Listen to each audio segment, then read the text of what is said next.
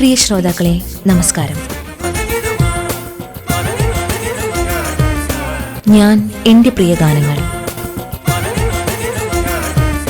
ഇന്ന് ഞാൻ എൻ്റെ പ്രിയ ഗാനങ്ങളിൽ അതിഥിയായി എത്തുന്നത് തിരക്കഥാകൃത്തും ചലച്ചിത്ര നിർമ്മാതാവുമായ വിനു കിരിയത്താണ്. ശ്രീ വിനു കിരിയത്തുമായി സംസാരിക്കുന്നത് MV ശശികുമാർ. സ്നേഹാദരങ്ങളോടെ ഈ ചലച്ചിത്രകാരനെ ശ്രീ വിനു കിരിയത്തിനെ ഈ പരിപാടിയിലേക്ക് സ്വാഗതം ചെയ്യുന്നു. നമസ്കാരം, നന്ദി. ഒരുപക്ഷെ മലയാളത്തിലെ ആദ്യ തിരക്കഥാരംഗത്തെ ഇരട്ടകൾ താങ്കളും താങ്കളുടെ സഹോദരൻ രാജൻ കിരിയത്തുമായിരിക്കും. എന്തുകൊണ്ട് ഇങ്ങനെ ഒരു മലയാളത്തിൽ ഇരട്ടകൾ വേറെയുണ്ട്. അതായത് ഇരട്ട എന്ന് നമ്മൾ പറയുമ്പോൾ പൊതുവെ ഒരമ്മ പെറ്റ മക്കളെയാണ് ഇരട്ട എന്ന് പറയാം. ട്വിൻസ്. സിബ്ലിങ്സ് ആയിട്ട് ഞാനും രാജനും മാത്രമേ ഉള്ളൂ. അല്ലാതെ ഇപ്പോൾ സിദ്ദിഖ് ലാലുണ്ട്. പക്ഷെ അവരാരും തിരക്കഥാകൃത്ത് മാത്രമായിട്ടല്ല, അവർ സംവിധാനം ചെയ്യുന്ന സിനിമയ്ക്ക് തിരക്കഥ ചെയ്തിട്ടുണ്ട്. അപ്പോൾ മലയാളത്തിൽ ഒരുപാട് ഇരട്ടകളുണ്ടെങ്കിലും അവരെല്ലാം ഒന്നുകിൽ 2 കമ്മ്യൂണിറ്റിയിലുള്ളവരായിരിക്കും, അല്ലെങ്കിൽ 2 പ്രായക്കാരായിരിക്കും. ഞങ്ങൾ മാത്രമാണ് സഹോദരന്മാരായിട്ട് അത് വന്നത് വളരെ യാദൃശ്ചികമായിട്ടാണ്. അതായത് എനിക്കിവിടെ ശാസ്തമംഗലത്തിന് വലിയ റെഡിമെയ്ഡ് ഷോപ്പ് ഉണ്ടായിരുന്നു. അതിനോട് ചേർന്നാണ് ദിനേശ് പണിക്കർക്ക് ചാനൽ 12 എന്നും പറഞ്ഞിട്ട് അദ്ദേഹമാണെന്ന് മലയാള സിനിമയുടെ കോപ്പി റൈറ്റ്സ് എല്ലാം, വീഡിയോ റൈറ്റ്സ് എടുക്കുന്നത്. ആ സമയത്ത് ഞാൻ ആദം അയ്യൂബിനെ വെച്ചിട്ട് ദൂരദർശന് വേണ്ടിയിട്ട് നിഴൽ യുദ്ധം എന്നൊരു സീരിയൽ പ്രൊഡ്യൂസ് ചെയ്തു. അതിൽ ഹീറോ ആയിട്ട് അഭിനയിച്ചത് മഹേഷ് എന്ന് പറയുന്ന നടനാണ്. മുദ്ര കഴിഞ്ഞ ഉടനെ മഹേഷ് എൻ്റെ റിലേറ്റീവും കൂടെയാണ്. അങ്ങനെ മഹേഷിനെ വച്ച് ജഗന്നാഥവർമ്മ സാറ് അച്ഛനായിട്ടും നിഴൽ യുദ്ധം ആദം അയ്യൂബ് ഡയറക്റ്റ് ചെയ്യുന്നു. ആ ലൊക്കേഷനിൽ ഞങ്ങൾ ഭയങ്കര ഫ്രണ്ട്ലി ആയപ്പോഴത്തേക്കാണ് ദിനേശ് പണിക്കർ കിരീട ഉണ്ണിയും കൂടെ ചേർന്നിട്ട് കിരീടം കഴിഞ്ഞിട്ട് അടുത്തൊരു പടം ദിനേശ് പണിക്കർക്ക് ചെയ്യണം. അത് മുകേഷ് ജഗദീഷ് കോമ്പിനേഷൻ. അപ്പം ആ സമയത്ത് മുകേഷ് ജഗദീഷ് കോമ്പിനേഷൻ എന്ന് പറയുന്നത് നമുക്കറിയാം, ഒരുമാതിരി പ്രേം നസീർ അഡ്ർവാസി എന്ന് പറയുന്ന അതുപോലെ ജനങ്ങൾ അത്രയും ബിസിയായിരുന്നു. അവരുടെ ഡേറ്റ് കിട്ടാൻ പാടാണ്. പക്ഷേ ദിനേശ് പണിക്കർക്ക് അവരുടെ ഡേറ്റ് ഉണ്ട്, പക്ഷേ സബ്ജക്റ്റ് ഇല്ല. അങ്ങനെ ഡിസ്കസ് ചെയ്തപ്പോൾ ഈ ചാനൽ 12ൻ്റെ ഒരു ഫ്രാഞ്ചൈസി മഹേഷ് എടുത്തിട്ടുണ്ട് കരമനയിൽ. അങ്ങനെ ദിനേഷുമായിട്ട് ഇന്ന് മീറ്റ് ചെയ്യുന്ന മഹേഷ് ഇങ്ങനെ പറഞ്ഞു, വിനു കിരിയത്തിനെ ഒന്ന് വിളിച്ചു നോക്കാറുണ്ട്, പുള്ളി ഭയങ്കര ഹ്യൂമറൊക്കെ പറയുന്ന ആളാണ്. അങ്ങനെ ഒരു ദിവസം എൻ്റെ കടയിലേക്ക് കയറി വന്നു. ഇങ്ങനെ ദിനേശ് പണിക്കരുടെ ഒരു പ്രോജക്റ്റാണ്, പക്ഷെ കഥയായില്ല. വിനു വിചാരിച്ച ഒരു സബ്ജക്റ്റ് ഉണ്ടാക്കാൻ പറ്റുമോ എന്ന് ചോദിച്ചു. ഞാൻ പറഞ്ഞു, സബ്ജക്റ്റ് ഉണ്ടാക്കാമോ എന്ന് ചോദിച്ചു കഴിഞ്ഞാൽ അതിനുവേണ്ടി ഇരിക്കണം. എന്തായാലും ഞാനൊരു 2 ദിവസം കഴിഞ്ഞിട്ട് പറയാമെന്ന് പറഞ്ഞിട്ട് ഞാൻ നേരെ രാജൻ്റെ അടുത്ത് വീട്ടിൽ ചെന്നപ്പോൾ പറഞ്ഞു, രാജ ഇങ്ങനെ ഒരു ഓഫറുണ്ട്, നമുക്ക് ആദ്യത്തെ ഇരട്ട തിരക്കഥാകൃത്തുകളാവാം, ഹിന്ദിയിലാരോ 2 പേരുണ്ട് എന്ന് പറഞ്ഞു. അപ്പോൾ രാജൻ പറഞ്ഞു, സബ്ജക്റ്റ് നമുക്ക് ഇരുന്നുണ്ടാക്കാം. അപ്പോൾ ഞങ്ങൾക്ക് അവിടെ ഒരു ഡാൻസ് സ്കൂളുണ്ട്, റിഗാറ്റ എന്ന് പറഞ്ഞിട്ട് 1000കണക്കിന് പിള്ളേർ പഠിക്കുന്നുണ്ട്. അവിടെ ഡാൻസിൻ്റെയൊക്കെ ഡ്രസ്സ് അയൺ ചെയ്യാൻ ഭയങ്കര എക്സ്പെൻസീവാണ്. ഇതൊക്കെ ചെയ്യാനായിട്ട് ഒരാൾ വരും, പ്ലസ് നമ്മുടെ ഡ്രസ്സും ഒക്കെ അയൺ ചെയ്യും. അയാൾ തമിഴ്നാട്ടിൽ നിന്ന് വന്നു, ഇത്തിരി യങ്സ്റ്ററാണ്. അപ്പോൾ ഈ പെൺപിള്ളേരൊക്കെ വരുമ്പോൾ പുള്ളി ഏകദേശം പകുതി സമയം പൗഡർ ഇടുക, തലകോതുക, അതൊക്കെയാണ് പുള്ളിയുടെ ഒരു ആക്ടിവിറ്റി. അപ്പോൾ ഒരു ദിവസം ചേച്ചി ഒരു കല്യാണത്തിന് പോകാനായിട്ട് ഒരു സാരി കൊടുത്തിട്ട് ഇവൻ എന്തൊന്നും ആക്ടിവിറ്റി ചെയ്തുകൊണ്ട് ഇതിനകത്തൊരു ഓട്ട വീഴുകയാണ്. ചേച്ചി സാരി ആയോ എന്ന് ചോദിച്ച് ചെല്ലുമ്പോൾ ഇവൻ ആ ഓട്ടയെ കൂടെ ചേച്ചിയെ നോക്കുകയാണ്. അത് ഞങ്ങൾ പറഞ്ഞു, ഇത് ഇതുവരെ വരാത്തൊരു ബാക്ക്ഗ്രൗണ്ട്. അങ്ങനെ മുകേഷും ജഗദീഷ് ഇത് ചെയ്യുന്ന 2 ആക്കിയിട്ട് നമുക്ക് അവരുടെ ലൈഫിലേക്ക് പോയാൽ ഒരു ബാക്ക്ഗ്രൗണ്ടിനൊരു പുതുമയുണ്ടല്ലോ എന്ന് പറഞ്ഞു. അങ്ങനെ ഞങ്ങളൊരു ചെറിയ കഥയുണ്ടാക്കി ദിനേശ് പണിക്കരടുത്ത് ശ്രീമൂല ക്ലബ്ബിൽ വെച്ചിട്ട് സബ്ജക്റ്റ് പറയുകയാണ്. സബ്ജക്റ്റ് കേട്ട ഉടനെ ദിനേശ് പണിക്കർ പറഞ്ഞു, ഇത് കൊള്ളാമല്ലോ നമുക്ക്, അപ്പോൾ ഇനി നമ്മളിത് ആരെക്കൊണ്ട് സ്ക്രീൻ പ്ലേ ഡയലോഗ് എഴുതിക്കും. അപ്പോൾ ഞങ്ങൾ പറഞ്ഞു, സ്ക്രീൻ പ്ലേ ഡയലോഗ് വേറെ എഴുതാനായിട്ട് ഞങ്ങൾ വെറും കഥാകൃത്താവില്ല, ഇത് ഞങ്ങൾ തന്നെ സ്ക്രീൻ പ്ലേ എഴുതാം, ഡയലോഗ് എഴുതാം. അപ്പോൾ ദിനേശ് പണിക്കർ അപ്പം തന്നെ എണീറ്റ് നിന്നിട്ട് ഷേക്ക് ഹാൻഡ് പറഞ്ഞു, കഥ കേട്ടപ്പോഴേ ഞങ്ങൾ അപ്പുറത്ത് മാറിയും സംസാരിച്ചത് നിങ്ങൾ എഴുതിയാലേ ശരിയാവുള്ളൂ. അങ്ങനെ ആണ് ഇവിടുന്ന് നേരെ ഞങ്ങൾ നെയ്യാർ ഡാമിൽ പോവുകയും അവിടെ ഇരുന്നിട്ട് ചെപ്പ് കിലുക്കണ ചങ്ങാതി എന്ന് പറഞ്ഞ മുകേഷ് അതാണ് ഞങ്ങളുടെ കന്നിച്ചിത്രം. 91 അത് ഹിറ്റായി. കലാധരനായിരുന്നു ഡയറക്ടർ. കലാധരൻ. അപ്പോൾ അതിനു മുമ്പേ കലാധരൻ അപൂർവം ചിലർന്ന് കൊണ്ടൊരു പടം ചെയ്തു. അത് ജഗതിക്ക് സ്റ്റേറ്റ് അവാർഡൊക്കെ കിട്ടിയൊരു പടം. അപ്പോൾ അദ്ദേഹം വന്നിട്ട് പറഞ്ഞു, നമുക്കൊരു ഹ്യൂമർ പടം ചെയ്യാമെന്ന് പറഞ്ഞു. അങ്ങനെയാണ്. മാത്രമല്ല മലയാള സിനിമയിൽ ടൈറ്റിലിന് ക്ലാപ്പ് ചെയ്ത ഒരു ചിത്രം തന്നെ പറയാം. കാരണം ഞങ്ങൾ ഒരു സീൻ എടുക്കും, കുറച്ച് ടൈറ്റിൽ കാണിക്കും, പിന്നെയും കുറച്ച് സീൻ, അങ്ങനെ മുകേഷിൻ്റെ തരികിടകൾ കാണിച്ച് അപ്പോൾ ചെപ്പ് കിലുക്കണ ചങ്ങാതി അതാണ് BGM. അപ്പോൾ ഓഡിയൻസ് കൂടെ ക്ലാപ്പ് ചെയ്യുന്നത്. കാരണം പോസ്റ്ററിൽ മുകേഷ് തേപ്പുകാരനായിട്ടും വരുന്നുണ്ട്, പ്ലസ് മറ്റേ കോട്ടൊക്കെ ആയിട്ട് കാറിൽ വന്നിറങ്ങണം. അപ്പോൾ ജനങ്ങൾക്കറിയാം മുകേഷ് ആകുമ്പോൾ തരികിട കഥാപാത്രം ആയിരിക്കുന്നത്. അപ്പോൾ അതൊരു ഭയങ്കര ഒരു എക്സ്പീരിയൻസ് ആയിരുന്നു. മുകേഷ് ശരണ്യ തമിഴിൽ കമലഹാസൻ്റെ കൂടെ വരെ നായികയായിട്ട് അഭിനയിച്ച ആളാണ് ശരണ്യ. ഗാനങ്ങൾ ജോൺസണും അല്ലേ? ബിച്ചു ചേട്ടനും ജോൺസണും. അന്ന് ഞങ്ങൾ മദ്രാസിൽ അതിനു മുമ്പ് ചേട്ടൻ്റെ പടങ്ങളുമായിട്ടൊക്കെ പോയിട്ടുണ്ടെങ്കിലും ഞാൻ ഒരുപാട് തരംഗിണിയിലൊക്കെ ഒരുപാട് പാട്ടുകൾക്ക് ഓർക്കസ്ട്രയൊക്കെ വായിച്ചിട്ടുണ്ട്. ദർശൻ രാമൻ വിഷാദഗീതങ്ങൾ എന്നിട്ട് തരംഗിണിയുടെ ഏറ്റവും ഹിറ്റ് പാട്ടുകൾ അതിലൊക്കെ ഓർക്കസ്ട്ര വായിച്ചിരിക്കുന്നത് ഞങ്ങളൊക്കെയാണ്. അപ്പോൾ അങ്ങനെ ചെന്നൈയിൽ പോയി ജോൺസൺ മാസ്റ്ററെയൊക്കെ നമ്മൾ കാണുമ്പോൾ ഇത്രയും സിമ്പിൾ എന്ന് പറയും നമുക്കിങ്ങനെ ചിന്തിക്കാൻ പറ്റില്ല. ഇന്ന് അതില്ല കേട്ടോ. അത്രയും സിമ്പിളായൊരു മനുഷ്യൻ നമ്മളെ വിട്ട് പോയി എന്നുള്ളത് ബിച്ചേട്ടനും ഇപ്പം ഇല്ല. ബിച്ചേട്ടൻ കസിനാണ്. കലയും സാഹിത്യവുമായി ഏറെ ബന്ധമുള്ളൊരു കുടുംബമാണല്ലോ താങ്കളുടേത്. എങ്ങനെയായിരുന്നു അപ്പോൾ ഇത് സ്വാഭാവികമായിട്ടായിരുന്നോ ഈ സിനിമയിലേക്കുള്ള വഴി? ഞാൻ ഈ ഇടയ്ക്കൊരു ഇൻ്റർവ്യൂവിൽ പറഞ്ഞാണ്, ഒരു കലയും നമുക്ക് പഠിപ്പിച്ചെടുക്കാൻ പറ്റില്ല, അത് രക്തത്തിൽ വേണം അല്ലേ. എനിക്ക് പാടാൻ അറിഞ്ഞൂടാതെ എന്നെ ഇനി എത്ര വലിയ ചെമ്പയുടെ അടുത്ത് കൊണ്ടുവിട്ടിട്ട് ഒരു കാര്യവുമില്ല. എനിക്ക് ആ ഒരു ടാലൻറ്റ് വേണം, ഇൻബോൺ ടാലൻറ്റ് വേണം. സോ എന്നെ സംബന്ധിച്ചിടത്തോളം ഞങ്ങളുടെ ഫാമിലിയിലാണ് മലയാള സിനിമയിൽ ഏറ്റവും കൂടുതൽ കലാകാരന്മാരുള്ളൊരു ഫാമിലി. അപ്പൂപ്പൻ പ്രൊഫസർ CA ഗോപാലപിള്ളൈ എന്നാണ് കേരള യൂണിവേഴ്സിറ്റിയിലെ head of oriental languages, Samskritam, Malayalam, English, ഇങ്ങനെ 3 ഹെഡായിരുന്നു. അദ്ദേഹം ഒരുപാട് ആട്ടക്കഥകളും എല്ലാം എഴുതിയിട്ടുണ്ട്. അദ്ദേഹത്തിൻ്റെ ബ്രദറാണ് അഡ്വക്കേറ്റ് CA പരമേശ്വരൻ പിള്ളൈ. അദ്ദേഹം സംഗീത അക്കാദമി ചെയർമാനായിരുന്നു. അദ്ദേഹം ഇംഗ്ലീഷ് ഡ്രാമകളാണ് ഏറ്റവും കൂടുതൽ, ഷേക്സ്പിയറിൻ്റെ നാടകങ്ങളൊക്കെ അഭിനയിക്കുകയും. പ്രേംനസീറിനെ ഇൻട്രൊഡ്യൂസ് ചെയ്യാൻ കാരണവും അദ്ദേഹമാണ്. അതെങ്ങനെയെന്ന് വെച്ചാൽ, അപ്പോൾ അപ്പൂപ്പൻ സംഗീത അക്കാദമി ചെയർമാനായിരിക്കുന്ന സമയത്ത് കേരളത്തിലെ എല്ലാ യൂണിവേഴ്സിറ്റികളും അന്ന് തമ്മിലൊരു മത്സരം നടത്തുകയാണ്, നാടകം. അപ്പോൾ അബ്ദുൽ ഖാദർ എന്ന് പറയാൻ പറ്റില്ല, അബ്ദുൽ ഖാദർ പേര് കൊടുത്തു. അപ്പോൾ അപ്പൂപ്പൻ ഭയങ്കര ഹാൻഡ്സമാണ് കാണാനായിട്ട്, കാരണം അപ്പം കൂടുതലും വിദേശത്തൊക്കെ ആയിരുന്നു. ഈ പയ്യൻ്റെ സൗന്ദര്യവും അഭിനയവും കണ്ടപ്പോഴത്തേക്കും അദ്ദേഹം പോയി ചോദിച്ചിങ്ങനെ ഫിലിമിലേക്ക് ഇൻട്രസ്റ്റ് ഉണ്ടോ ചോദിക്കുകയും, എന്നിട്ട് പിറ്റേ ദിവസം വഞ്ചിയൂർ അയ്യനാട്ട് ഹൗസിൽ അബ്ദുൽ ഖാദറും ഇതും കൂടെ വരികയും, അന്ന് തിക്കുറിശി അമ്മാവനാണ് അവിടെ ഇരുന്നിട്ട് പ്രേം, ഇവനെ കണ്ട ആരും പ്രേമിക്കുക, നമുക്ക് ഇവന് പ്രേം എന്ന് പേരിടാമെന്ന് പറയുകയും, പിന്നീട് കുഞ്ചാക്കോയാണ് പ്രേം നസീർ ആക്കിയത്. അങ്ങനെ അപ്പൂപ്പൻ്റെ കൂടെ അപ്പൂപ്പൻ അച്ഛനായിട്ട് ത്യാഗസീമ, പക്ഷെ ആ പടം ഇറങ്ങിയില്ല. പിന്നീട് അപ്പൂപ്പൻ പൊൻകതിർ എന്നൊരു സിനിമയിൽ അച്ഛനായിട്ടും നസീർ സാറ് മകനായിട്ടും, പക്ഷെ പിന്നീട് അപ്പൂപ്പൻ അഭിനയിക്കാൻ പോയിട്ടില്ല, നാടകം മാത്രം ആണ് അഭിനയിച്ചിരിക്കുന്നത്. ഇങ്ങനെയൊക്കെ ഒരു പാരമ്പര്യം ഉണ്ടായിട്ടും താങ്കൾ എന്തുകൊണ്ട് നേരെ ചലച്ചിത്ര മേഖലയിലേക്ക് വന്നില്ല? അല്ല, അത് നോക്കൂ, നമുക്ക് ഓരോന്നും എല്ലാവർക്കും വിധിച്ചിട്ടുണ്ട്, അതിനൊരു സമയമുണ്ട്. ദാസ എന്ന് പറഞ്ഞ പോലെ ഇതിനൊക്കെ നമുക്കൊരു സമയമുണ്ട്. അതിനുമുമ്പ് ഞാൻ സീരിയൽ പ്രൊഡ്യൂസ് ചെയ്തു, ഏറ്റവും നല്ല സീരിയലിനുള്ള അവാർഡ് കിട്ടി. എനിക്ക് തോന്നുന്നു മോർ ദാൻ 2000 സ്റ്റേജസിൽ ഡ്രംസ് വായിച്ചിട്ടുണ്ട്. പണ്ട് യൂത്ത് ഫെസ്റ്റിവൽ എന്ന് പറയുമ്പോൾ സ്കൂൾ തലം മുതൽ സംസ്ഥാനം വരെ പോകുമ്പോൾ ആ കുട്ടികൾക്ക് മുഴുവൻ, കാസർഗോഡ് വരെയുള്ള കുട്ടികൾ എൻ്റെ ചേച്ചിയുടെ കീഴിൽ ഉണ്ടായിരുന്നു. അപ്പോൾ ഒരു സ്കൂളിൽ തന്നെ ഒരു 15 ഐറ്റത്തിന് ചിത്രയ്ക്ക് വേണ്ടിയിട്ടും വായിച്ചിട്ടുണ്ട്. പിന്നെ നമ്മൾ ഈ പറഞ്ഞ പോലെ ഞാൻ ഭയങ്കര ടോക്കറ്റീവാണ്. അപ്പോൾ ഹ്യൂമർ ആസ്വദിക്കുകയും അത് പറയുകയും ചെയ്യുന്നത് അതൊരു ഭയങ്കര ഏറ്റവും നല്ല മെഡിസിനായിട്ട് കരുതുന്നൊരു കൂട്ടത്തിലാണ് ഞാൻ. നമ്മൾ വളരെ മൗനിയായിട്ടിരുന്നു കഴിഞ്ഞാൽ നമുക്ക് ഒരുപാട് പ്രോബ്ലംസ്, നമുക്ക് ചിന്തകൾ വേറെ ലെവലിലേക്ക് പോകും. ഇതാകുമ്പോൾ ചിന്തിക്കാനുള്ള സമയമില്ല. അപ്പോൾ അങ്ങനെ ഒരു പടം നമ്മുടെ കയ്യിൽ കിട്ടുമ്പോൾ അത് ഹിറ്റാക്കണം. തിയേറ്ററിൽ കൈ അടിക്കും എന്ന് നമ്മൾ പറഞ്ഞു കഴിഞ്ഞാൽ അടിക്കും എന്നുള്ളൊരവസ്ഥ നമുക്ക് പ്രൂവ് ചെയ്യാൻ പറ്റി. എങ്ങനെയായിരുന്നു നിങ്ങളുടെ ഈ ജോലി വിഭജനം? ശരിക്കും പറഞ്ഞാൽ രണ്ടുപേരും കൂടി തിരക്കഥ എഴുതുന്നു, അപ്പോൾ എങ്ങനെയാണ് അതിലൊരു കോൺഫ്ലിക്റ്റ് വരാനൊക്കെ സാധ്യതയില്ലേ?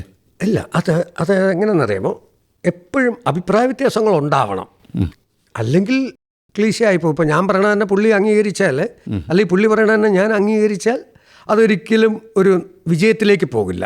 ഞങ്ങൾ തമ്മിൽ ഭയങ്കരമായിട്ട് ആർഗ്യൂ ചെയ്തതിന് ശേഷം പുതിയൊരാൾ കേൾക്കുമ്പോൾ പുള്ളി പറഞ്ഞതാണോ ഞാൻ പറഞ്ഞതാണോ ഇഷ്ടപ്പെട്ടതെന്ന് പറയുന്നിടത്താണ് ഒരു പുതിയ സാധനം ഉണ്ടാകുന്നത്. ഞങ്ങൾ മാത്രം കേട്ടിട്ടാണെങ്കിൽ അത് ചെയ്യാൻ പറ്റില്ല.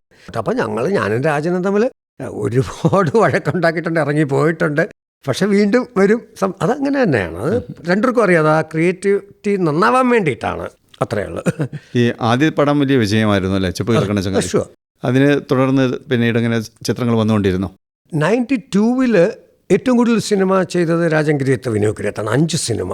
മലപ്പുറം ഹാജി മഹാനായ ജോജി സൂപ്പർ ഹിറ്റ്, ആയുഷ്കാലം, പൂച്ചക്കാരും മണികെട്ടും, ഇങ്ങനെ 5 സിനിമകൾ ഒരു വർഷം ചെയ്ത ആ സമയത്തെ റൈറ്റേഴ്സ് ഞങ്ങളായിരുന്നു. അതിനു മുമ്പേ കിലുക്കാൻ പറ്റി ഷാജി കൈലാസിൻ്റെ. അപ്പോൾ ഇതെങ്ങനെയെന്ന് വെച്ചാൽ ഈ ഡിഫറെൻറ്റ് സബ്ജക്ട്സ് ആയിരുന്നു ഞങ്ങൾ. ഇപ്പം ആയുഷ്കാലം എന്ന് പറയുന്ന സിനിമ ഞങ്ങൾക്ക് വളരെ വ്യത്യസ്തമായിരുന്നു. വളരെ, അന്ന് ഇന്ത്യയിൽ ഹാർട്ട് ട്രാൻസ്പ്ലാന്റേഷൻ ഇല്ല, ഹാർട്ട് സർജറി ഉണ്ട്. സോ മാറ്റി വെച്ചിട്ടില്ല. പക്ഷേ കമലാണ് ഡയറക്ടർ. അതിൻ്റെ ബാക്ക്ഗ്രൗണ്ട് ഭയങ്കര രസമാണ്. ട്രിവാൻഡ്രത്ത് ഞങ്ങൾ കിലുക്കാൻപെട്ടി എഴുതിക്കൊണ്ടിരിക്കുന്നു ഹോട്ടൽ ഗീത്തിൽ. തൊട്ടപ്പുറത്ത് കമലഹാസൻ ഒന്നിക്കുന്നു.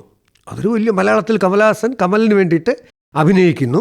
ഇളയരാജ സംഗീതം, അതിൻ്റെ സ്ക്രിപ്റ്റ് വർക്ക് നടക്കുന്നു. അപ്പോൾ എന്നും ഞങ്ങൾ കമലിനെ കാണും, സംസാരിക്കും. അങ്ങനെ ഞങ്ങളുടെ ഷൂട്ടിംഗ് ആദ്യം തുടങ്ങുന്ന സമയത്താണ് കമൽ ഒരു ദിവസം ഈവനിങ് ഞങ്ങളിങ്ങനെ റെസ്റ്റോറൻറ്റ് ഇരിക്കുമ്പോൾ നിങ്ങളുടെ എന്താ, ഞങ്ങൾ പറഞ്ഞാൽ അടുത്ത 10-ാം തീയതി ഷൂട്ടിംഗാണ്, ജയറാമാണ്, അനൗൺസ്മെൻ്റ് ഒക്കെ കണ്ടു, എന്താണ് സബ്ജക്റ്റ്, ഹ്യൂമറാണ്. ഞങ്ങൾ പറഞ്ഞു ഹ്യൂമറാണെന്നൊരു ത്രെഡ് പറഞ്ഞപ്പോൾ ഈ കമലിൻ്റെ റിയാക്ഷൻ അങ്ങ് മാറി. സെയിം സബ്ജക്റ്റാണ് കമലഹാസൻ ചെയ്യാൻ പോകുന്നത്.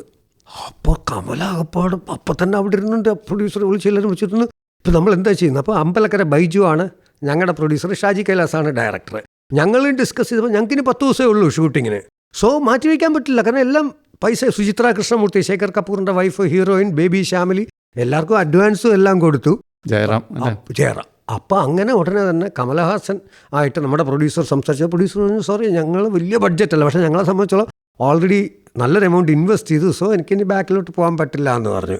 അത് ആക്ച്വലി രണ്ടുപേരും ഇൻസ്പയർ ചെയ്തൊരു ഇംഗ്ലീഷ് സിനിമയെന്നാണ്, ദ മെയ്ഡ് എന്നും പറഞ്ഞിട്ട് ഒരു ഇംഗ്ലീഷ് സിനിമയെന്നാണ്. അതിൻ്റെ ഒരു ഇപ്പോൾ സ്പാർക്ക് എന്ന് പറയുന്നത് നമ്മൾ എല്ലാവരും പറയാറുണ്ട്, ഇംഗ്ലീഷിൽ നിന്നും മോട്ടിച്ചു സ്ക്രീൻ പ്ലേ തന്നെയാണ് സൂപ്പർ സ്റ്റാർ എന്ന് വിശ്വസിക്കുന്ന കൂട്ടത്തിലാണ് ഞങ്ങളൊക്കെ. നമുക്ക് ഈ ആയുഷ്കാലത്തിലേക്ക് തിരിച്ചു വന്നാൽ നല്ല ഗാനങ്ങളും ഉണ്ടായിരുന്നു അതിൽ, അല്ലേ? കൈതപ്രം അവസപ്പിച്ചൻ ടീമിൻ്റെ തീർച്ചയായിട്ടും ഒരു ഗാനം നമുക്ക് ഓർമ്മിക്കാൻ കഴിയുമോ? തീർച്ചയായിട്ടും. അതിനകത്ത് മൗനം സ്വരമായി എന്നുള്ള പാട്ട് അത് സ്റ്റുഡിയോയിൽ റെക്കോർഡ് ചെയ്യുമ്പോൾ തന്നെ ഞങ്ങൾ കരഞ്ഞു. ബിക്കോസ് സാധാരണ നമുക്ക് വേണമെന്നുണ്ടെങ്കിൽ അങ്ങനെ ജയറാമിന് കുഞ്ഞിനെ എടുക്കാൻ പറ്റില്ല, മുകേഷ് ചെന്നിട്ട് കുഞ്ഞിനെ എടുത്തിട്ട് ഈ പാട്ട് പാടാം. പക്ഷെ ഞങ്ങൾ അതിനകത്ത് ക്രിയേറ്റ് ചെയ്ത സീൻ എന്ന് പറയുന്നത് ജയറാം എടുക്കാൻ ശ്രമിക്കുമ്പോൾ പറ്റുന്നില്ല, മുകേഷ് എടുത്തിട്ട് ജയറാം മുകേഷിൻ്റെ കൈയുടെ അടിയിൽ പിടിച്ചിട്ട് ഇങ്ങനെ ആട്ടിയിട്ട് അവിടെ നിന്നാണ് തുടങ്ങുന്നത്. അപ്പോൾ അത് കെ ബാലചന്ദ്രൻ എന്ന് പറയുന്ന ഇന്ത്യയിലെ ഏറ്റവും വലിയ ഡയറക്ടർ എന്ന് പറയുന്ന ആൾ ഈ സിനിമ കണ്ടിട്ട് ഞങ്ങൾക്ക് ഫോണിൽ കൂടെ അപ്രിഷ്യേറ്റ് ചെയ്ത ആ ഒരു പർട്ടിക്കുലർ സീൻ മനോഹരമാണ്, എത്ര പറഞ്ഞാലും മതിയാവില്ല. അത് ഞങ്ങൾക്ക് കിട്ടിയ ഏറ്റവും വലിയൊരു അവാർഡായിരുന്നു. പിന്നെ മമ്മൂക്കയും പറഞ്ഞു എനിക്ക് അഭിനയിക്കാൻ പറ്റാത്ത സിനിമയാണല്ലോ കമലെ. അതൊക്കെയായിരുന്നു ഞങ്ങളുടെ അന്നത്തെ അഡ്വർടൈസ്മെൻ്റ് എന്ന് പറയുന്ന പത്രത്തിൽ. നമുക്ക് ആ ഒരു ഗാനത്തിലേക്ക് പോയാലോ? ആദ്യം മൗനം സ്വരമായി എൻ പൊൻവീണയിൽ സ്വപ്നം മലരായി ഈ കൈക്കുമ്പിളിൽ. ഒരുപക്ഷെ താങ്കളുടെ ഏറ്റവും കൂടുതൽ സിനിമകൾ ചെയ്തിട്ടുള്ള ഡയറക്ടർ സംവിധായകൻ തുളസീദാസ് ആയിരിക്കും. എങ്ങനെയായിരുന്നു ആ കോമ്പിനേഷൻ വന്നത്? അത് തുളസീദാസ് ട്രിവാൻഡ്രംകാരനാണ്. ഈ തുളസീദാസ് എന്ന് പറയുന്ന ഡയറക്ടർ വളരെ ചെറുപ്പത്തിലെ ചെന്നൈയിൽ സിനിമ പഠിക്കാൻ പോവുകയും ഡെഡിക്കേറ്റഡ് ആയിരുന്നു. കാരണം ഒരുപാട് പ്രൂവ് ചെയ്തു, കൊമേഴ്സ്യൽ സിനിമകൾ പ്രൂവ് ചെയ്തു. 5ലധികം സിനിമകൾ നിങ്ങൾ ഒരുമിച്ചു അല്ലേ? അതെ. അപ്പം അദ്ദേഹം നമ്മുടെ അടുത്ത് വന്നിട്ട് ഒരു പുതുമയുള്ള സബ്ജക്റ്റ് വേണം. അപ്പം ഞങ്ങൾ നോക്കുന്ന അങ്ങനെയാണ്, ഒന്നിനൊന്ന് ഡിഫറൻ്റ് ആയിരിക്കണമല്ലോ. അപ്പോൾ ഞങ്ങൾ ഒരു മുത്തശ്ശി, ആ മുത്തശ്ശിയുടെ മക്കളെല്ലാം ജീവിച്ചിരിക്കുന്നവരെല്ലാം എബോവ് 65-70 ഏജുകാർ, അവരുടെ മക്കൾക്ക് കൂടുതലൊരു കൂട്ടുകുടുംബത്തിൻ്റെ കഥ ചെയ്യാമെന്നുകൊണ്ടാണ് പൂച്ചയ്ക്കാര് മണികെട്ടും എന്ന് പറയുന്ന ഒരു സബ്ജക്റ്റ് ഉണ്ടാക്കുകയും ലക്ഷ്മി അതിനകത്ത് മുത്തശ്ശിയായിട്ട് അത് നല്ലപോലെ ഓടി. അപ്പണം മുകേഷും സുനിതയായിരുന്നു. മുകേഷ്, സിദ്ദിഖ്, സുനിത, പിന്നെ ഏജ്ഡായിട്ടുള്ള ജനാർദ്ദൻ ചേട്ടൻ, അങ്ങനെ കുറേ, കൃഷ്ണൻകുട്ടി നായർ അദ്ദേഹം, അങ്ങനെ കുറേ പേരും ഉണ്ടായിരുന്നു. കണ്ണൂരായിരുന്നു അതിൻ്റെ ഷൂട്ടിങ്ങൊക്കെ. പിന്നീട് മലപ്പുറം ഹാജി. അത് ഒരുപക്ഷെ ഹാസ്യത്തിലപ്പുറം ഒരു സന്ദേശമുള്ള ചിത്രമായിരുന്നു അല്ലേ? തീർച്ചയായിട്ടും. നന്മയുടെ ഒരു സന്ദേശമുള്ള ചിത്രം. സന്ദേശം അതിനകത്ത് ഭയങ്കര ഒരു ടഫ് കാര്യം എന്ന് വെച്ചാൽ 1-2 മതപരമായിട്ടുള്ള വലിയൊരു പ്രശ്നമുണ്ട് അതിനകത്ത്. അത് പ്രശ്നമാവാതെ ട്രീറ്റ് ചെയ്യാനായിട്ട് വളരെ ബുദ്ധിമുട്ടുള്ളൊരു കാര്യമായിരുന്നു. കാരണം മഹാനായ ജോനകപ്പറമ്പിൽ ജിതേന്ദ്ര വർമ്മ എന്ന് പറയുന്ന ക്യാരക്ടർ മുകേഷ് ചെയ്യുമ്പോൾ പ്രസാദ് സാർ, നരേന്ദ്രപ്രസാദ് ആണ് അവിടെ ഒരു ക്യാരക്ടർ, ഇപ്പുറത്ത് മധുസാറാണ്. മധുസാറ് ഹാജിയാരായിട്ട് വന്നപ്പോൾ തന്നെ സ്ക്രീൻ പ്രസൻസ് കൊണ്ട് തന്നെ നമുക്കങ്ങ് ഇതായി. അപ്പം അതിനകത്ത് ഈ 2 പേരും ഒരുമിച്ച് പോകുമ്പോൾ 2 പേരുടെ അച്ഛന്മാർ വരുമ്പോൾ പേര് മാറിപ്പോകാൻ പാടില്ല, കൂടെ മധുസാറും ഉണ്ട്. ആ സിറ്റുവേഷനൊക്കെ ക്രിയേറ്റ് ചെയ്യാനായിട്ട് ഒരുപാട് ബുദ്ധിമുട്ടി. അതൊക്കെ തിയേറ്ററിൽ ഭയങ്കര അപ്രിസിയേഷൻ കിട്ടും. കാരണം 2 പേരും പേര് വിളിച്ച് മക്കളെ വിളിക്കുമ്പോൾ അതിൻ്റെ ഉത്തരം പറയുക എന്ന് പറയുമ്പോൾ ഇദ്ദേഹം പിടിക്കപ്പെടാനും പാടില്ലല്ലോ. അങ്ങനെ ഈ മുതിർന്ന നടന്മാരൊക്കെ ആയിട്ടുള്ള അവർക്ക് വേണ്ടി സംഭാഷണം എഴുതുമ്പോൾ എന്തെങ്കിലും പ്രത്യേക അനുഭവം വല്ലതും ഉണ്ടായിട്ടുണ്ടോ? താങ്കൾ ഇപ്പോൾ മധുസാറിനെ പറഞ്ഞു, നരേന്ദ്രപ്രസാദിനെ പറഞ്ഞു. അതാണ് ഞാൻ പറഞ്ഞത്. ഞങ്ങളുടെ ഏറ്റവും വലിയൊരു ഭാഗ്യം എന്ന് പറയുന്നത് സിനിമ കണ്ടു വളർന്നവരാണ്. ഞാനല്ലേ നസീർ സാറിനെയൊക്കെ കൊച്ചിയിലെ തൊട്ട് വീട്ടിൽ കാണുന്നു, അത് കഴിഞ്ഞിട്ട് എൻ്റെ ചേട്ടൻ്റെ പടത്തിൽ അഭിനയിക്കുന്നു. അപ്പോൾ അങ്ങനെ ഒരു ബന്ധം. മധുസാർ ഞങ്ങളുടെ ഫാമിലി മെമ്പർ എന്ന് തന്നെ പറയാം. എന്ത് ഉണ്ടെങ്കിലും ഞങ്ങൾക്ക് ധൈര്യമായിട്ട് ഇപ്പോഴും ഞാൻ കാണാൻ പോയിരുന്നു അദ്ദേഹത്തെ. അതുപോലത്തെ ഒരു നടനൊക്കെ ഇനി മലയാളത്തിന് ഉണ്ടാവും തോന്നില്ല. കാരണം ആക്ടിങ് മാത്രമല്ല ഞാൻ ഉദ്ദേശിക്കുന്നത്, ആ സ്വഭാവത്തിൻ്റെ മഹിമ കൊണ്ടും അതൊക്കെ ഇവിടെ നഷ്ടപ്പെട്ടുകൊണ്ടിരിക്കുകയാണ്. മറ്റുള്ളവരോടുള്ള കരുതലും എല്ലാം അതൊക്കെ നസീർ സാറിനും ഒരുപാടുണ്ടായിരുന്നു, മധു സാറിനും ഉണ്ടായിരുന്നു. ബിജി ചേട്ടന് ആദ്യമായിട്ടൊരു പടം കൊടുക്കുന്ന മധു സാറല്ലേ. അപ്പോൾ ഒരുപാട് പേർക്ക് അദ്ദേഹം, ഭരണിക്കാവ് ശിവകുമാർ, ഇങ്ങനെ ഒരുപാട് പേരെ അവസരം നൽകിയിട്ടുള്ള മനുഷ്യൻ തന്നെ. ചിത്രപോലും ആദ്യം പാടുന്ന ഒരു പക്ഷേ ഇദ്ദേഹത്തിൻ്റെ. അതെ, ഒരുപാട് പേര്. എനിക്ക് സുശീല ചേച്ചി മധു സാറിൻ്റെ പടത്തിലാണ് പാടിയെന്ന് തോന്നുന്നു. അങ്ങനെ ഒരുപാട് പേരൊക്കെ ഉള്ളൊരു ഇതുണ്ട്. നമുക്കൊരു ഗാനത്തിലേക്ക് പോയാൽ അടുത്തൊരു ഗാനം ഏതാണ് താങ്കൾക്ക് കേൾക്കേണ്ടത്? എൻ്റെ മനസ്സിൽ ഇപ്പം നമ്മൾ മൗനം സ്വരമായി പറഞ്ഞതുപോലെ ഞാൻ ഒരു പടം സംഗീതം കുറച്ച് പടങ്ങൾ ചെയ്തെങ്കിൽ എനിക്ക് സുജാത പാടിയ, സുജാതയ്ക്ക് ഇഷ്ടപ്പെട്ടിട്ടുണ്ടെന്ന് പറഞ്ഞിട്ടൊരു പാട്ടുണ്ട്, ചിരിക്കുടുക്ക എന്ന സിനിമയിൽ ഇക്കിളിക്കുരുന്നു കുഞ്ഞു തെന്നലെ എന്ന് പറഞ്ഞിട്ട് സുജാത പാടി. അതേ പാട്ട് വിധു പ്രതാപ് അതിൽ പാടിയിട്ടുണ്ട്. അതൊരു കൊച്ചു സിനിമയായിരുന്നു. ഗിരീഷ് പുത്തഞ്ചേരി. അപ്പം ഞാനും ഗിരീഷ് നല്ല ഫ്രണ്ട്സാണ്. അപ്പോൾ എൻ്റെ ഒരുപാട് പടങ്ങളിൽ ഗിരീഷ് പാട്ട് എഴുതിയിട്ടുണ്ട്. അപ്പോൾ ഗിരീഷാണ് എൻ്റെ അടുത്ത് പറയുന്നത്, വിനു മ്യൂസിക് ചെയ്യൂ വിനു. അപ്പോൾ ഞങ്ങൾ രാത്രി ഇങ്ങനെ ഇരിക്കുമ്പോഴത്തേക്ക് ഞാൻ വെറുതെ എൻ്റെ ലിറിക്സിന് ഒരു ട്യൂണിലൊരു പാട്ട് പാടിയതാണ്. അപ്പോൾ ആൻഡോ ജോസഫാണ് അന്ന് അതിനകത്ത് പ്രൊഡക്ഷൻ കൺട്രോളർ.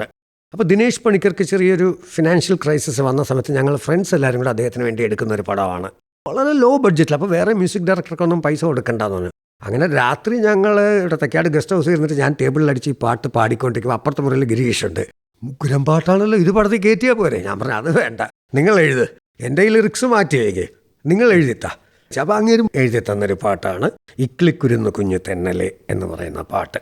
ഇക്കിളിക്കുരുന്നു കുഞ്ഞു തെന്നലേ ഇഷ്ടമാണ് കൺകവർന്ന കണ്ണനെ, ഇന്ന് വരെ പാടാത്ത പൂങ്കുയിൽ കിളി ഇന്നെൻ്റെ കളിയാക്കി കൊഞ്ചിനി മെല്ലെ കൊഞ്ചിനി. താങ്കൾ ഏറെ സിനിമകൾക്ക് മുകേഷ്, ജയറാം എന്നിവർക്കൊപ്പമാണ് ജോലി ചെയ്തിട്ടുള്ളത്. എന്തുകൊണ്ട് അന്ന് സൂപ്പർ താരങ്ങൾക്ക് വേണ്ടി ഒരു തിരക്കഥ ഒരുക്കാൻ താങ്കൾ തയ്യാറായില്ല? അതോ അതിനുവേണ്ടി ശ്രമിച്ചിരുന്നോ? അല്ല, ഒരുപാട് പേര് ചോദിച്ച ചോദ്യമാണിത്. കാരണം ഒരു വലിയ ഒരു കുഴപ്പമുണ്ട് നമുക്ക്. നമ്മൾ ഭയങ്കര കാൽക്കുലേറ്റീവായിട്ട് അന്ന് സിനിമ ചെയ്തുകൊണ്ടാണ് ഇത്രയും സിനിമ ചെയ്യാൻ പറ്റിയത്. ഒരു സൂപ്പർ സ്റ്റാർ പടം നമ്മൾ ചെയ്യുമ്പോൾ ആൾക്കാർക്കുള്ള പ്രതീക്ഷ അതിഭയങ്കരമായിരിക്കും. നമ്മൾ അങ്ങനെ പോയിട്ട് അത് ഫ്ലോപ്പ് വന്നാൽ ഒരുപാട് പേർക്ക് അങ്ങനെ പറ്റിയിട്ടുണ്ട്. എത്രയോ സ്ക്രിപ്റ്റ് റൈറ്റേഴ്സ് സംവിധാനം ചെയ്യാൻ പോയിട്ട് ഇതിൽ നിന്ന് മാറി. എനിക്ക് എത്ര ഓഫറുണ്ട് ഞങ്ങൾക്ക് സംവിധാനം ചെയ്യാൻ. ഞങ്ങൾ ചെയ്യാത്തതെന്ന് വെച്ചാൽ ഇത്രയും ചെയ്ത് ഒരു 3-4 പടവും കൂടെയൊക്കെ ദൈവം സഹായിച്ച് 50 പടം കഴിഞ്ഞിട്ട് പിന്നെ സംവിധാനം ചെയ്യാമല്ലോ എന്നുള്ള രീതിയിലാണ് ഇങ്ങനെ നീട്ടി. ഇപ്പോൾ കുറച്ച് ഗ്യാപ്പ് വന്നെങ്കിൽ പോലും ഇപ്പോൾ ഒരെണ്ണം ചെയ്യാൻ പോവുകയാണ്. അപ്പം ചെറിയ പടമാകുമ്പോൾ ഉണ്ടല്ലോ, പ്രൊഡ്യൂസർക്ക് വലിയ ലോസ് വന്നില്ലെങ്കിൽ അവരുടെ തന്നെ അടുത്ത പടവും കൂടെ ചെയ്യാൻ പറ്റുന്ന മാത്രമല്ല ഞങ്ങൾ അവരെ സഹായിക്കും. അതുകൊണ്ടാണ് ഇപ്പോൾ ജയറാം, പിന്നെ എല്ലാം ഹിറ്റായിരുന്നു. ജയറാമിൻ്റെ മിക്കവാറും എല്ലാം ഹിറ്റ് തന്നെ ആയിരുന്നില്ലേ.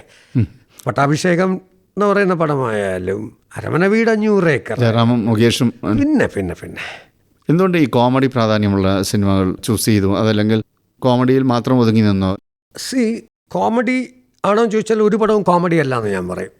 ഈ എഴുതിയ പടങ്ങളെല്ലാം സീരിയസ് സബ്ജക്റ്റ് തന്നെയാണ്, നർമ്മത്തിലൂടെ അവതരിപ്പിച്ചു എന്നുള്ളതാണ്. അല്ലാതെ കോമഡിക്ക് വേണ്ടി ഒരു പടവും എഴുതിയിട്ടില്ല, ചിരിപ്പിക്കാൻ വേണ്ടി ഒരു സീൻ പോലും എഴുതിയിട്ടുമില്ല.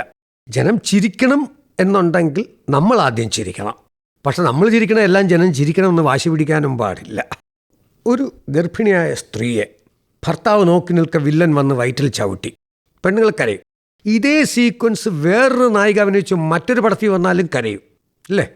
അത് ഹിന്ദിയിൽ വന്നാലും കരയും. പക്ഷെ കോമഡി ഒരു പടത്തിൽ ചെയ്തത് പിന്നെ കാണിച്ചാൽ അല്ലേ, ആവർത്തിക്കാൻ കഴിയില്ല, ആവർത്തനം പറ്റില്ല. അതുകൊണ്ടാണ് കോമഡി ഉണ്ടാക്കി. ഇന്ന് ശരിക്കും നല്ല കോമഡി പടം ഉണ്ടോ എന്ന് ചോദിച്ചാൽ ഇല്ല എന്ന് തന്നെ ഞാൻ പറയും. എന്തുകൊണ്ടെന്ന് വെച്ച് കഴിഞ്ഞാൽ ഇന്ന് കുറച്ചുകൂടെ അവർ പറയുന്ന കോമഡി എന്നൊക്കെ പറയുന്നത് എല്ലാം ഡബിൾ മീനിങ്, അല്ലെങ്കിൽ നമ്മുടെ നിത്യജീവിതത്തിലെ ഒരു ഇതുപോലെ, അല്ലാതെ ഒരു 2 മിനിറ്റ് ചിരിക്കുക എന്ന് പറയുന്ന സീൻ ഉണ്ടാക്കുക എന്ന് പറഞ്ഞാൽ ചെപ്പ് കളിക്കണ ചങ്ങാതിയിലൊരു സീനുണ്ട്. മുകേഷിനെ ബസ്സിലിരുന്നും കൊണ്ട് ജഗദീഷ് കാണുകയും ജഗദീഷ് നന്ദു നന്ദു എന്ന് വിളിക്കുമ്പോൾ മുകേഷ് മൈൻഡ് ചെയ്യാതെ പോകുമ്പോൾ അടുത്ത ബസ്സിൽ മുകേഷ് കയറുമ്പോഴത്തേക്കും ജഗദീഷ് ബാക്കി കൊടുക്കുക പോകുമ്പോൾ ഇവ ഇപ്പുറത്തെ ഡോറിൽ കൂടെ ഇറങ്ങി ഒരു ഓട്ടോ പോകുമ്പോൾ ഇവ ഓട്ടോ ഫോളോ ചെയ്യുന്ന 2 മിനിറ്റ് സീനാണ്. ആ 2 മിനിറ്റും തിയേറ്ററിൽ ചിരിയായിരുന്നു. പക്ഷെ അത് റിപ്പീറ്റ് ചെയ്താലുള്ളൊരവസ്ഥ ആലോചിച്ച് ചോദിക്കേ, അടുത്ത വേറെ സിനിമയിൽ അത് ഇട്ടാലോ? കഴിയില്ല, പറ്റില്ല. അതാണ് ഹ്യൂമർ. എന്നാൽ ഈ സബ്ജക്ട്സ് എല്ലാം സീരിയസ് ആയിട്ടും ചെയ്യാം. ആയുഷ്കാലം സീരിയസ് ആയിട്ട് ചെയ്യും. ഒരു ആളുടെ ഹൃദയം മാറ്റി വയ്ക്കുന്ന പടത്തിൽ ചിരിപ്പിക്കാൻ പറ്റുക എന്ന് പറഞ്ഞാൽ ഇല്ലേ, അതെ. പേടിപ്പിച്ചു, ചിരിപ്പിച്ചു, കരയിപ്പിച്ചു. പിന്നെ ഒന്നെന്ന് പറയുന്നത് ആവശ്യപ്പെടുന്ന അങ്ങനെയാണ്. മിനിമം ഗ്യാരണ്ടി ഉണ്ട് കോമഡി പടത്തിന്. അപ്പോൾ നമ്മുടെ ഈ ഒന്നിൻ്റെ പുറകെ വരിക എന്ന് പറയുന്നത് അതിൽ നിന്ന് മാറ്റി ചെയ്തതാണ് ശുദ്ധ മദ്ദളം. തുളസീദാസിൻ്റെ തന്നെ അല്ലേ, 94. ആ പടം ഒന്ന് കണ്ടാലേ മുകേഷ് എന്ന നടൻ്റെ റേഞ്ച് അറിയുള്ളൂ. സ്കൂൾ കുട്ടികൾ മോണോ ആക്ട് ചെയ്യുന്ന പോലെ ചെയ്ത നടന്മാരുമുണ്ട്. ഈ സിനിമ മുകേഷിന് സ്റ്റേറ്റ് അവാർഡെന്ന് എല്ലാവരും പറഞ്ഞതാണ്. പക്ഷെ അന്നൊക്കെ പൊളിറ്റിക്സ് എന്ന് പറയുന്നത് ഭയങ്കരമായിട്ട്, പണ്ട് അവാർഡ് മേടിക്കണം, കിട്ടില്ല. ഇന്നാണ് അവാർഡുകൾ കിട്ടിത്തുടങ്ങിയതെന്ന് ഞാൻ എപ്പോഴും പറയാറുണ്ട്. ഇല്ലെങ്കിൽ നഞ്ചിയമ്മയെ പോലൊരു ഗായികയൊന്നും നമുക്ക് കാണാൻ പറ്റില്ല. ദേശീയ അവാർഡ്, ഏത് അവാർഡും അതിൻ്റേതായിട്ടുള്ള ആ ഒരു രീതി കാണുമ്പോഴല്ലേ അതിൻ്റെ ഇല്ലേ നമുക്ക് ചിന്തിക്കാൻ പറ്റും. നഞ്ചിയമ്മ എന്നൊരു പാട്ടുകാരി ഉണ്ടെന്നുള്ളത്. അപ്പോൾ പണ്ട് അവാർഡ് മേടിക്കുകയായിരുന്നു, ഇപ്പോൾ കൊടുക്കുന്നു എന്ന് തന്നെയാണ് ഞാൻ വിശ്വസിക്കുന്നത്. അതുകൊണ്ട് കോമഡിക്ക് കൂടുതൽ പ്രാധാന്യം കൊടുത്തു തങ്ങളുടെ തിരക്കഥകൾ. ഞാൻ ആവശ്യപ്പെടുന്നത് അതാണ്. പിന്നെ ഞാൻ പറഞ്ഞില്ലേ, സീരിയസ് ആയിട്ട് നമുക്ക് ഇപ്പോൾ ചെയ്യുന്ന കെമിസ്ട്രി എന്ന് പറയുന്ന സിനിമ, ഇത് ഹിന്ദിയിൽ 35 മില്യൺ വ്യൂവേഴ്സ് ഉള്ള ഏക സിനിമയാണ്. ഫാബിയ എന്നാണ് അവരതിട്ടിരിക്കുന്നത്. അങ്ങനെ തന്നെ പല ബിറ്റുകൾ ആ പടത്തിലുണ്ട്. കെമിസ്ട്രി എന്ന് പറഞ്ഞാൽ അമ്പലപ്പുഴയിൽ നടന്ന സംഭവമാണ്. സീരീസ് ചെയ്യൂല എന്നൊന്നുമില്ല. ഇപ്പം ഞാൻ ഒരു ശോഭനയൊക്കെ വെച്ചിട്ടൊരു സ്ക്രിപ്റ്റ് ഇങ്ങനെ ഓൾറെഡി റെഡിയാക്കി വെച്ചിട്ടുണ്ട്. മദർ ഇന്ത്യ എന്ന് പറഞ്ഞിട്ടാണ്. പഴയൊരു സിനിമയുടെ പേരല്ലേ മദർ ഇന്ത്യ? വളരെ പഴയ. ഇപ്പോൾ നമ്മൾ ടൈറ്റിൽ ഇത്ര പീരീഡ് കഴിഞ്ഞ് കഴിഞ്ഞാൽ നമുക്ക് അതേ ടൈറ്റിൽ അതൊരു ലാംഗ്വേജിലാണെങ്കിൽ ഇപ്പോൾ ഗോഡ് ഫാദർ ഇംഗ്ലീഷ് സിനിമയല്ലേ, നമ്മൾ മലയാളത്തിലെടുത്തിട്ടുണ്ട്. അങ്ങനെ അതിൽ ടൈറ്റിലല്ല, പക്ഷേ ഞങ്ങൾ മദർ ഇന്ത്യ എന്നാണ് അതിന് തൽക്കാലം വെച്ചിരിക്കുന്നത്. ശോഭന അഭിനയിച്ചാൽ നന്നായിരിക്കും. താങ്കൾ ഒരുപാട് കോമഡി ചിത്രങ്ങൾ ചെയ്തപ്പോൾ ജഗതിക്ക് വളരെ വ്യത്യസ്തമായ വേഷങ്ങൾ ചന്ദമാമയിൽ കൊടുത്തിട്ടുണ്ട്, അതുപോലെ പട്ടാഭിഷേകം. അതേക്കുറിച്ച് പറയാം. ആ മഹാനടനുമായിട്ടുള്ള അനുഭവം എന്തായിരുന്നു? അമ്പിളിച്ചേട്ടൻ ഈ പറഞ്ഞ പോലെയാണ്. ഞങ്ങൾ ഈശ്വരവിലാസം റോഡിലായിരുന്നു താമസിച്ചിരുന്നത്. സോ നെയ്ബറാണ്. പിന്നെ ഞങ്ങളുടെ ഫാമിലിയും ജഗതി എൻ കെ ആചാര്യ എന്ന് പറഞ്ഞ ഒരു വലിയ, അറിയാമല്ലോ, മലയാളത്തിലെ അറിയപ്പെടുന്ന ഒരു കലാകാരനല്ലേ, അദ്ദേഹത്തിൻ്റെ മകൻ അമ്പിളിച്ചേട്ടൻ. അപ്പോൾ ഈ അമ്പിളിച്ചേട്ടൻ, എൻ്റെ മൂത്ത സിസ്റ്റർ MM ഹസൻ, നെടുമുടി വേണു, പാച്ചിക്ക, ഇങ്ങനെ ഒരു ടീം ഒരുമിച്ച് ഡൽഹിയിലൊക്കെ ഈ NCCയുമായി ബന്ധപ്പെട്ട് പോയിട്ടുണ്ട്. അങ്ങനെ അവർ ഒരു ദിവസം ഡിന്നറിന് വീട്ടിൽ വരികയും ഇവരെയൊക്കെ നമ്മളന്ന് കൊച്ചു പരിചയപ്പെടുകയൊക്കെ ചെയ്തു. പിന്നീട് ചേട്ടൻ്റെ സിനിമകളിൽ അമ്പിളിച്ചേട്ടൻ അഭിനയിക്കുകയും, അപ്പോൾ എന്നും രാവിലെ ഞങ്ങൾ ഫ്രണ്ട്സുമായിട്ട് വഴുതേക്കാണ്ടിരിക്കുകയാണെങ്കിൽ അമ്പിളിച്ചേട്ടൻ അതിലെ കാറിൽ പോകുമ്പോൾ വണ്ടി നിർത്തി. അപ്പോൾ പാറു, അമ്പിളിച്ചേട്ടൻ്റെ മോൾ അവിടെ ഡാൻസ് പഠിക്കുന്നുണ്ട്. അപ്പോൾ ഞങ്ങൾ ഫാമിലിയായിട്ടും നല്ല അടുപ്പമുണ്ട്, ശോഭ ചേച്ചിയായിട്ടും ഒക്കെ. അങ്ങനെ ഞങ്ങൾ ഫസ്റ്റിൽ ചെപ്പ് വിളിക്കണ ചങ്ങാതി എന്ന് പറഞ്ഞ പടം ചെയ്യാൻ പോകുമ്പോൾ അന്ന് അമ്പിളിച്ചേട്ടന് ഡേറ്റ് ഇല്ല. പിന്നെ ഞങ്ങൾ എന്ത് ചെയ്തു, കുറച്ച് വെയിറ്റ് ചെയ്തപ്പോഴാണ് കിലുക്കാമ്പെട്ടി ജയറാമിൻ്റെ കൂടെ. അതിനകത്താണ് ഭഗവാൻ തേരി മായ. അതെ.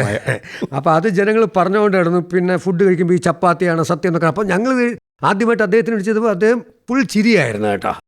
അദ്ദേഹത്തിൻ്റെ ഒക്കെ ഒരു കഴിവെന്ന് പറയുമ്പോൾ, നമ്മളൊരു സാധനം കൊടുത്താൽ അത് ഇരട്ടി ഫലിപ്പിക്കുന്നത് മാത്രമല്ല, പിന്നെ ഞങ്ങൾക്ക് അദ്ദേഹം സപ്പോർട്ട് കൂടുതൽ തരും. കലക്കി കേട്ടോ ഈ സീൻ, നല്ലതിനെ നല്ലതെന്ന് അംഗീകരിക്കാനുള്ള ഒരു വലിയ മനസ്സാണ്. പുതിയ പിള്ളേരാണ് എന്നുകൊണ്ട് നമ്മുടെ അടുത്ത് ഇത് മലപ്പുറം ഹാജിയിൽ ആ വെടി കൊണ്ടിട്ട് ഫീമെയിൽ വോയിസിൽ സംസാരിക്കുന്നത്, അത് ഡബ് ചെയ്തിരിക്കുന്ന ആനന്ദവല്ലിയാണ് ഫീമെയിൽ ഭാഷ. ആ പടമൊക്കെ അദ്ദേഹം ആസ്വദിച്ച് തന്നെയാണ് ചെയ്തത്. അതിലല്ലേ കൈത്താൻ ഫാൻ? കൈത്താൻ ഫാൻ. അത് അന്ന് ഞങ്ങളുടെ വീട്ടിലൊക്കെ കൈത്താൻ ഫാനാണ്. അപ്പോൾ അതിൽ ഞങ്ങൾ പറയുന്നുണ്ട്, ഇവിടെ ഫാനൊന്നുമില്ല, ഇവിടെ കൈത്താൻ ഫാൻ. അന്ന് തിയേറ്ററിൽ ഫാൻ എന്നാണ്. പിന്നെ അതുമായിരിക്കണത് മോൻ എന്ന് പറയുമ്പോൾ മുരുകൻ്റെ ഫോട്ടോ കാണിക്കുന്നത്, ചൂണ്ടിക്കാണിക്കുന്ന സ്ഥലം മാറിപ്പോൾ. ഇങ്ങനെയുള്ള നല്ലൊരു ശതമാനം നമ്മൾ എഴുതി കൊടുത്താൽ അതിനെ പുള്ളി ഇരട്ടി നന്നാക്കും. അതുപോലെ ഈ പട്ടാഭിഷേകത്തിലെ ഒരു ഗാനചിത്രീകരണ രംഗത്ത് തന്നെ ജഗതി അസാധ്യമായി ആ ഒരു ഡാൻസ് എനിക്ക് തോന്നുന്നില്ല ഇന്ത്യൻ സിനിമയിൽ ആ ഒരു വൈബ്രേഷൻ ഉണ്ട് തറയിലിരുന്നിട്ട്.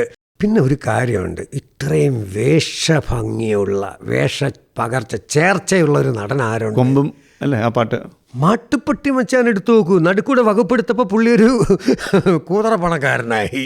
ഇത്രയും വേഷഭംഗി വേറൊരാൾക്കും ഇല്ല കേട്ടോ. മാട്ടുപ്പെട്ടി വെച്ചാൽ ഞാൻ പ്രൊഡ്യൂസ് ചെയ്യാൻ നേരത്തെ ഞാൻ പറഞ്ഞു, അപ്പിളിച്ചേട്ടാ നമുക്ക് തിരുവനന്തപുരം സ്ലാങ്. അപ്പോൾ പറഞ്ഞു, ഞാൻ തിരുവനന്തപുരം സ്ലാങ് 2 പടത്തിൽ ചെയ്തിട്ടുണ്ട്. നമ്മൾ ഇതല്ല, പാറശാലയ്ക്ക് അപ്പുറമുള്ള എൻ്റെ അച്ഛൻ്റെ നാട് കുഴിത്തറയിലാണ്.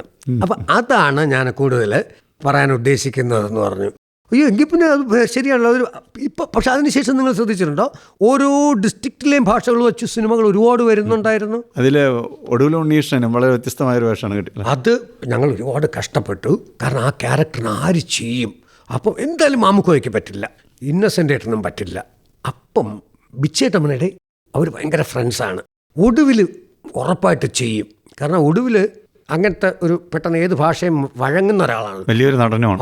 വലിയ നടൻ. അങ്ങനെ ആയുഷ്കാലത്തിലുണ്ട്. മുകേഷിൻ്റെ അമ്മാവനായിട്ട് പുള്ളിയാണല്ലോ. അപ്പോൾ അങ്ങനെ ഞങ്ങൾ പോയി പറഞ്ഞു, പിന്നെന്ത് സ്ക്രിപ്റ്റ് നേരത്തെ ഇങ്ങ് തന്നാൽ മതി, ബാക്കി തിരുവനന്തപുരം ഭാഷയല്ല ഞാൻ പറഞ്ഞോളാം. അവിടെ വെച്ച് തന്നെ പുള്ളി ഞങ്ങളുടെ ട്രിവാൻഡ്രം സ്ലാങ്ങിൽ സംസാരിക്കുകയും. അപ്പോൾ ഞാൻ പറഞ്ഞു, ട്രിവാൻഡ്രം സ്ലാങ് അല്ല, കുറച്ചുകൂടെ ഒരു ടോണിനൊക്കെ ഒരു വ്യത്യാസം വരും. നമുക്ക് അടുത്തൊരു ഗാനത്തിലേക്ക് പോയാലോ? എനിക്ക് ഇപ്പോൾ നമുക്കറിയാം ഭയങ്കര ഒരു കോൺട്രവേഴ്സി ശ്രീകുമാരൻ തമ്പി സാറും ഒക്കെ ആയിട്ട് നടക്കുന്നുണ്ട്. അത് അവരുടെ ഇൻറ്റേർണൽ മാറ്ററാണ്. പക്ഷേ തമ്പി സാറിനെ പോലെ ഒരാളുടെ പാട്ട് എഴുതിയിട്ട് മാർക്കിടുന്നത് വളരെ വേദനാജനകമാണ്. കാരണം കേരളം കേരളം കേളികൊട്ടുയരുന്ന കേരളത്തിലപ്പുറം വേറൊരു കേരളപ്പാട്ടുണ്ടോ എന്ന് ചോദിച്ചാൽ ഇല്ല എന്ന് ഞാൻ പറയും. ഗാനമേളക്കാർ ഒരു കാലത്ത് പാടിക്കൊണ്ടിരുന്ന ഇന്നും പാടുന്നൊരു പാട്ടാണ്. അദ്ദേഹത്തിൻ്റെ മനോഹരമായ എനിക്ക് ഇഷ്ടമുള്ളൊരു പാട്ടാണ് നിന്മണി അറയിലെ CID നസീർ ജയചന്ദ്രൻ പാടിയ പാട്ട്. അതിനകത്ത് പുണ്യവതി നിന്റെ പൂങ്കാവനത്തിലൊരു ചിത്രശലഭമായി ഞാൻ പറന്നുവെങ്കിൽ, അതെന്തോ എനിക്ക് എപ്പോഴും എൻ്റെ മനസ്സിൽ ഹോണ്ട് ചെയ്യുന്നൊരു പാട്ടാണത്. ഈ പാട്ടുകൾ എവിടെയാണ് ചിത്രീകരിക്കുന്നതെന്ന് താങ്കളുടെ ചിത്രങ്ങളിൽ താങ്കൾ അന്വേഷിക്കാറുണ്ടോ? ഗാന ചിത്രീകരണം എവിടെ നടക്കുന്നു? തീർച്ചയായിട്ടും അത് വേണമല്ലോ. ബിക്കോസ് കാണാറുണ്ടോ? അത് ഞങ്ങൾ കൂടെ ലൊക്കേഷനിൽ പോകും.